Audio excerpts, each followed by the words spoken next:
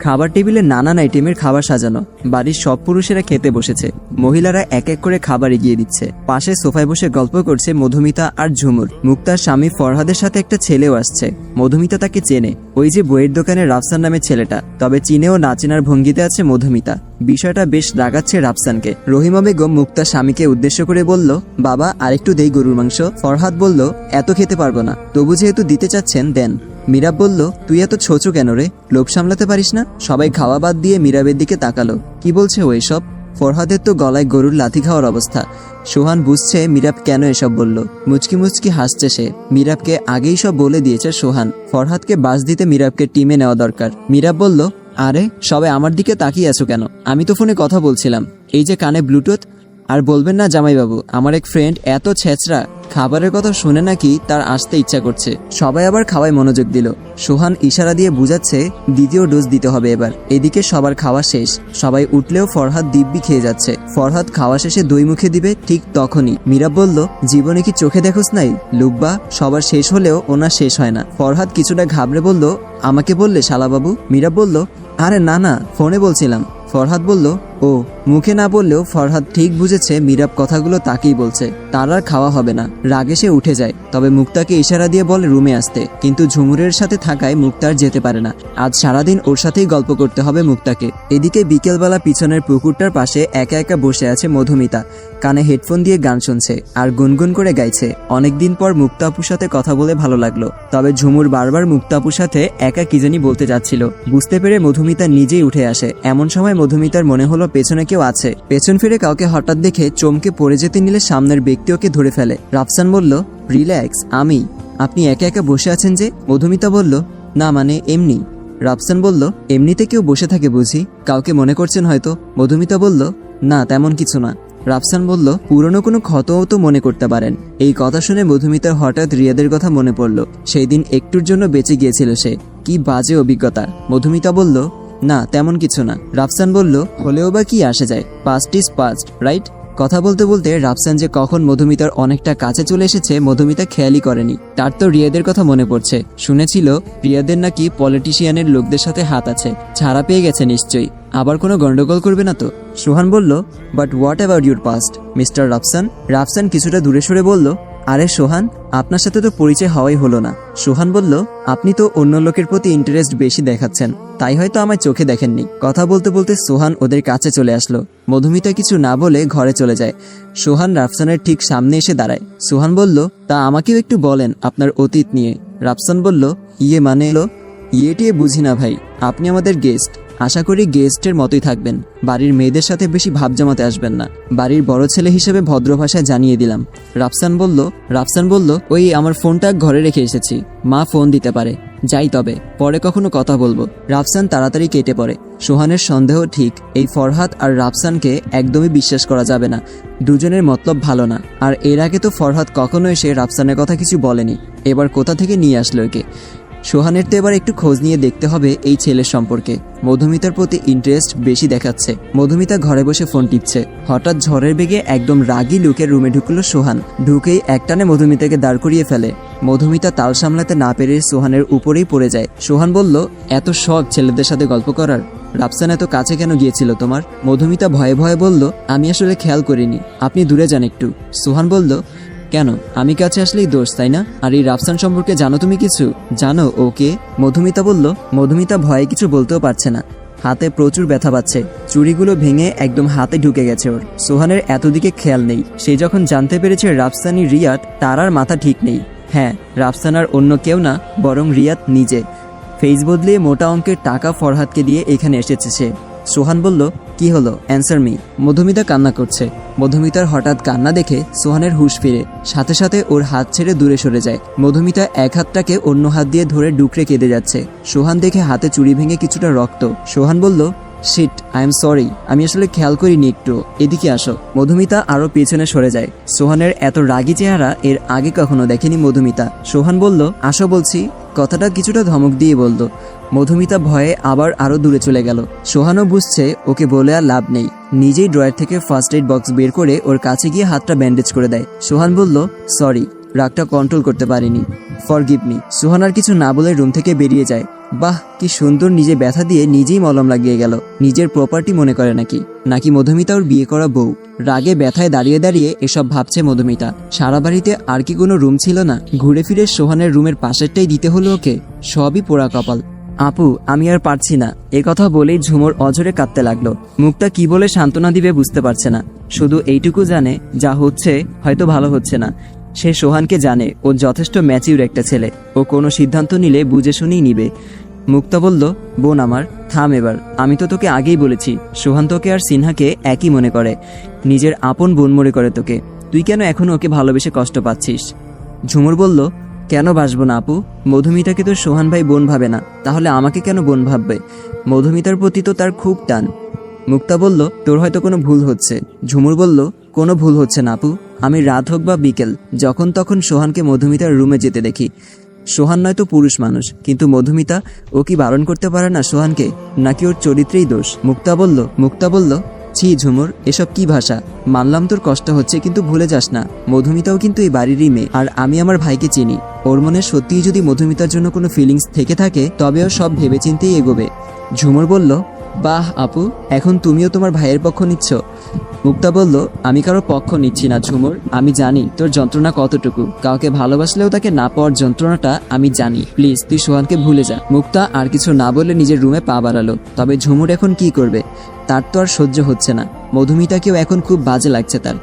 এদিকে ফরহাদ নিজের রুমে বসে তার প্রেমিকার সাথে কথা বলছে। তবে সে জানে না সেই রুমে কেউ লুকিয়ে তার ভিডিও বানাচ্ছে। ফরহাদ বলল, ট্রাস্ট মি জান, আমি তোমাকে খুব ভালোবাসি। গাইয়া ভূতকে তো শুধু জমিদারি বংশ দেখে বিয়ে করেছিলাম।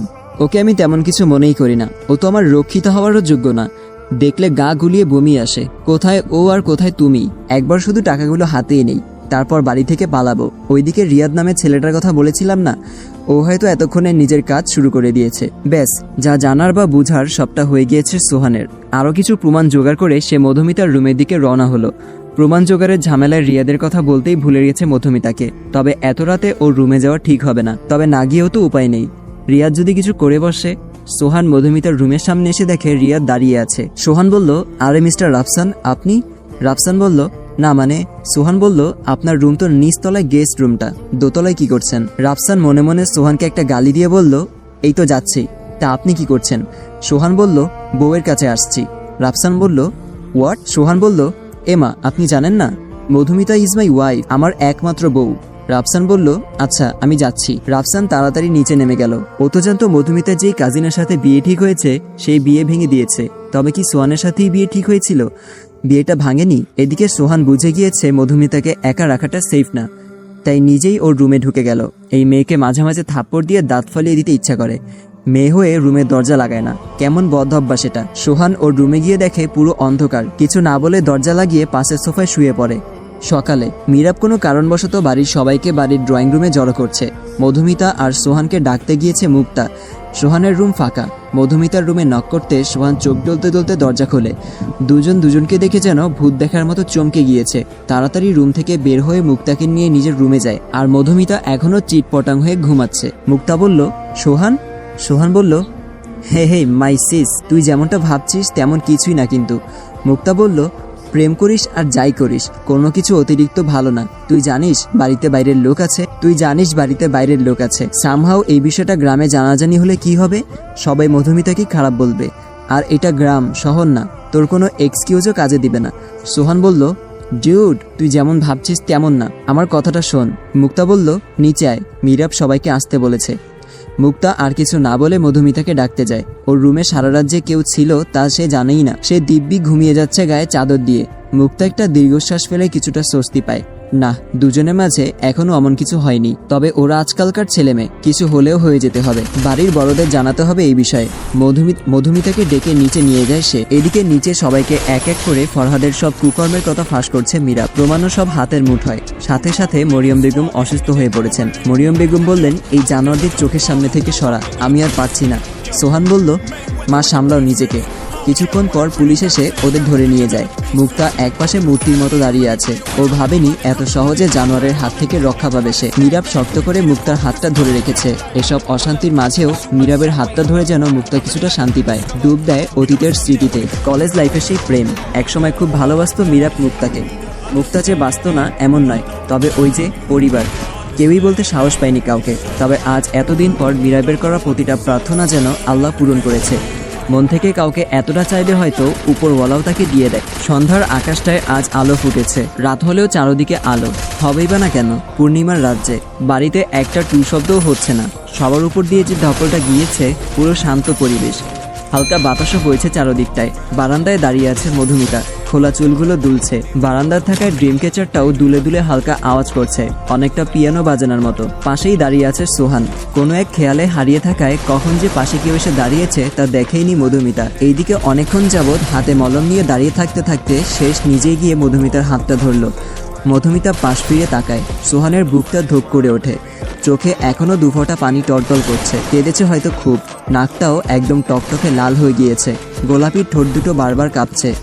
সোহান সাথে সাথে চোখ সরিয়ে নেয়। আর তাকানো যাবে না, নয়তো এই নেশাকে আর আটকানো যাবে না। নিশ্চিত একটা অঘটন ঘটিয়ে ফেলবে সোহান আজ রাতে। নীরবতা ভেঙে সোহানি বলতে লাগলো, মলম নিয়ে এসেছিলাম, রেখে যাচ্ছি, মনে করে লাগিয়ে নিও, আর কাঁদবে না একটুও। এই বলে যেই না সোহান যেতে নিবে, মধুমিতা ওর হাতটা ধরে ফেললো শক্ত করে। এই প্রথম মধুমিতা নিচ থেকে সোহানকে আটকালো। সোহান আবারও ওর দিকে তাকিয়ে চোখ সরিয়ে নেয়। সোহান বলল, কি বলবে তাড়াতাড়ি বলো, তাড়া আছে আমার, যেতে হবে। মধুমিতা বলল, থেকে গেলে হয় না? খুব একা লাগছে। সব খারাপ শুধু আমার সাথেই হয় কেন? মায়েরও আজ মন ভালো নেই, কার কাছে গিয়ে কাঁদবো আমি? একটু থেকে যান না প্লিজ। সোহান বলল, কিন্তু মধুমিতা আর কিছু না বলে হঠাৎ সোহানকে শক্ত করে জড়িয়ে ধরে। কেন জানি এই মানুষটার প্রতি এক প্রকার অন্ধবিশ্বাস জমে গেছে মধুমিতার মনে। সোহানের বুকে যেন মাথা রেখে তার সব দুঃখ শেষ। এইদিকে সোহান কি করবে বুঝছে না। না পারছে নিজেকে এই মেয়ের থেকে দূরে সরাতে, না পারছে পুরোপুরি নিজের করে নিতে। আর মধুমিতারও আজ কোনটা ভুল কোনটা সঠিক বোঝার অবস্থা নেই। সোহান বলল, মধুমিতা বলল, সোহান বলল, এখন একটু ঘুমাও, ভালো লাগবে। যা বলার সকালে বলো, আমি এখন তোমার সাথে এভাবে থাকতে পারবো না। মধুমিতা বলল, আমার সাথেই থাকেন। সোহান বলল, বাচ্চাদের মতো আবদার করো না প্লিজ, তোমার অবস্থা এখন ভালো না। মধুমিতা বলল, আমার সাথেই থাকেন। মধুমিতা বলল, একটা আবদার পূরণ করা যায় না বুঝি? সোহান বলল, না যায় না। সোহান নিজেকে মধুমিতার থেকে ছাড়িয়ে চলে যেতে নেয়। কি যেন ভেবে আবার ফিরে এসে মধুমিতার কপালে একটা ভালোবাসার পরশ এঁকে দেয়। এরপর নিজের রুমে চলে যায়। আর এক মুহূর্ত থাকা যাবে না এই মেয়ের সামনে। মধুমিতাও আস্তে করে খাটে শুয়ে পড়ে। মুক্তা বলল, মা আসবো? মরিয়ম বেগম বললেন, আয় মা, জিজ্ঞেস করার কি আছে, কিছু বলবি? মুক্তা বলল, সোহান আর মধুমিতার ব্যাপারে কিছু বলবো। মরিয়ম বেগম বললেন, জানি কি বলবি, আমি খেয়াল করেছি সব। মুক্তা বলল, ওরা আজকালকার ছেলে মেয়ে, যদি কিছু। মরিয়ম বেগম বললেন, সোহানের প্রতি আমার বিশ্বাস আছে, ও এমন কিছু করবে না। মুক্তা বলল, কিন্তু মা। মরিয়ম বলল, কাল তোর মামা আসবে বুঝলি? মুক্তা বলল, এর মাঝে মামা আসলো কোথা থেকে? মরিয়ম বেগম বললেন, আসেনি, আসবে, কাল মধুমিতা আর সোহানের বিয়ে। মুক্তা বলল, কি এত তাড়াতাড়ি? আর ওদেরকেও তো বলা হয়নি। মরিয়ম বেগম বললেন, আমি জানি ওরা একে অপরকে পছন্দ করে। রহিমা মধুমিতাকে কালকে মানিয়ে নিবে, আর সোহান তো পুরো পাগল, এখন বললে এখনই রাজি। মুক্তা বলল, হঠাৎ এমন সিদ্ধান্তের কারণ? মরিয়ম বেগম একটা তাচ্ছিল্যের হাসি দিয়ে বলল, একবার এক সন্তানের ভালোবাসার পথে কাটা দিয়ে নিজের মতো জোর করে অন্যজনদের সাথে ঘর বেঁধে দিয়েছিলাম। তার ফল যে খুব তেতো হয়েছে, আর কাউকে কষ্ট দিতে চাই না। মুক্তা দেখলো তার মায়ের চোখে পানি। ঠিকই তো, এসবের জন্য কিছুটা হলেও তার মা দায়ী। তার মা তার আর মীরাবের ব্যাপারটা জানতো, তবে সমবয়সী হওয়ায় ব্যাপারটা তিনি মানতে চাননি। জোর করে বড়লোক ছেলের সাথে বিয়ে দিয়ে দিয়েছেন। তার শাস্তি হয়তো পুরো পরিবার পাচ্ছে। সেই ভুলটা হয়তো তৃতীয়বার করতে চান না মরিয়ম বেগম। মরিয়ম বললেন, সোহান আর মধুমিতার পর তোর আর মীরাবের ব্যাপারটাও সবাইকে জানিয়ে দিস, সবাই খুশি বই কি কষ্ট পাবে না। মুক্তা বলল, তা দেখা যাবে। মুক্তা একটা দীর্ঘশ্বাস ফেলে নিজের রুমের দিকে রওনা হলো। ওইদিকে বাড়ির বাকিরা আগে থেকে সোহান আর মধুমিতার বিয়ে দিতে চাওয়ার ব্যাপারটা জানে। কারো কোনো আপত্তি নেই, শুধু একজন দূর আকাশে তাকিয়ে চোখের জল ফেলছে। নিজের ভাগ্যের প্রতি দয়া হচ্ছে ঝুমুরের, তবে অভিযোগ নেই কোনো। হয়তো এটাই ভাগ্যে ছিল। সবটা এবার হাসি মুখে মেনে নিবে সে। পরের দিন সকালে মধুমিতা ঘুম থেকে উঠে দেখে বাড়িটাকে আজ অন্যরকম লাগছে। কিছু পাড়া প্রতিবেশী আত্মীয়রাও এসেছে। মধুমিতাকে নিয়ে ওর মা রুমে আসে। সোহান আর মধুমিতার বিয়ের ব্যাপারে সবটা জানায় ওকে। মধুমিতা বলল, আমার এই বিয়েতে কোনো আপত্তি নেই, কিন্তু মা জানোই তো গতবার কি হয়েছিল। নিজের পায়ে দাঁড়াতে চাই আমি। রহিমা বেগম বললেন, তাই তো সাদামাটাভাবে বিয়েটা দিতে চাচ্ছি, আর বিয়ে উপলক্ষে ভাবছি অনাথ আশ্রমের বাচ্চাদের খাইয়ে দিব। আগে বলতো সোহানকে তোর কেমন মনে হয়? মধুমিতা বলল, একজন ব্যক্তিত্ববান পুরুষ, যার মনে হয়তো আমার প্রতি সমুদ্র সমান প্রেম আছে। রহিমা বেগম বললেন, তোর কি মনে হয় এমন ছেলে এমন কিছু করবে যাতে তোর মত নেই? মধুমিতা কিছু বলছে না। রহিমা বেগম বললেন, তুই নিশ্চিত থাক, সোহান রায়হানের মতো না। মধুমিতা বলল, ওর নামটা না উঠালেও পারতে। জীবনে দুই ধরনের পুরুষ দেখলাম, এক রিয়াদ রায়হানের মতো, আরেক সোহান মিরাবের মতো। রহিমা বেগম বললেন, রায়হানের অবস্থা ভালো নেই, পাপের সাজা পৃথিবীতেই পাচ্ছে। মধুমিতা বলল, মানে? রহিমা বেগম বললেন, তোর মামির বোনের মেয়ের সাথে বিয়েটা হয়েছিল, কিন্তু মেয়ের নাকি চরিত্র ভালো না, অন্য কার বাচ্চা পেটে নিয়েছে। ওদের কথা বাদ, এই লাল শাড়িটা পরে আয় তো, একটু পর মুক্তা ওরা এসে সাজিয়ে দিয়ে যাবে তোকে। রহিমা বেগম চলে গেল। মধুমিতা শাড়িটা পরে তৈরি হয়ে নিল। এটা তো সত্যিই নিজের অজান্তেই সে সোহানকে ভালোবাসে। এমন প্রেমিক পুরুষকে না করাটা নিছক বোকামি। একটু পর মুক্তা ওরা এসে হালকা করে সাজিয়ে দিয়ে গেল মধুমিতাকে। ওইদিকে সোহানও একটা সাদা পাঞ্জাবি পরে তৈরি হয়েছে। ধার্মিক রীতিতে তাদের বিয়েটা সম্পূর্ণ হয়। এক হাত লম্বা ঘোমটা দিয়ে হেলান দিয়ে বসে আছে মধুমিতা। ওইদিকে মিরাব, সিনহা ওরা তো সোহানের কাছ থেকে মোটা অঙ্কের টাকা নিয়ে তবেই ছেড়েছে ওকে। সোহানের আগেও কতবার এই রুমে এসেছে, তবে এইবারেরটা স্পেশাল। রুমে এসে দেখে তার বউ ঘোমটা দিয়ে বসে আছে। কি করবে বুঝছে না বেচারা। কাছে গিয়ে দেখে মধুমিতা ঘুমিয়ে গিয়েছে। সোহান বলল, আজকের রাতেও ঘুমকে ছাড়লো না? মধুমিতা তখনও পুরো ঘুম দেয়নি। সোহানের আসতে বলা কথাটায় সে নড়ে ওঠে। পাশে সোহানকে দেখে এক লাফে খাট থেকে নেমে পা ধরে সালাম করে নেয়। সোহান বলল, আরে আরে পাগল হলে নাকি, কি করো? মধুমিতা বলল, না মানে বড় আম্মু বলেছিল করতে, তাই। বড় আম্মু বলেছিল করতে, তাই। সোহান বলল, এইসব করতে হবে না, আর বড় আম্মু না, আজ থেকে আম্মুকে শুধু আম্মু বলেই রাখবে। আর আমরা কি অপরিচিত নাকি যে বাংলা সিনেমার নায়িকাদের মতো এত বড় ঘোমটা দিয়ে রাখছো? এখন কি আমাকে বাংলা সিনেমার নায়কের মতো সোফায় ঘুমাতে হবে? মধুমিতা কি বলবে বুঝছে না। এই ছেলে সবসময় তাকে কথার জালে পেঁচিয়ে দেয়। সোহান বুঝে মুচকে একটা হাসি দিয়ে মধুমিতাকে কোলে তুলে নিয়ে খাটে শুইয়ে দেয়। আকস্মিক এমন কিছু হওয়াতেও স্ট্যাচু হয়ে গিয়েছে। সোহান বলল, এখন কি বাংলা সিনেমার মতো কথাই বলবো শুধু, নাকি হলিউড সিনেমার মতো কিছু করব? মধুমিতার লজ্জায় আর কিছু বলছে না। এই ছেলে এমন ঠোঁটকাটা কেন, কোনো কথা মুখে বাজে না। সোহান নেশা ভরা চোখে কতক্ষণ মধুমিতার দিকে তাকিয়ে থাকে। সোহান বলল, মধু? মধুমিতা বলল, হুম।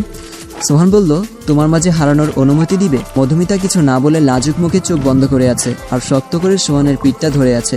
সোহানও বুঝলো মধুমিতার না নেই।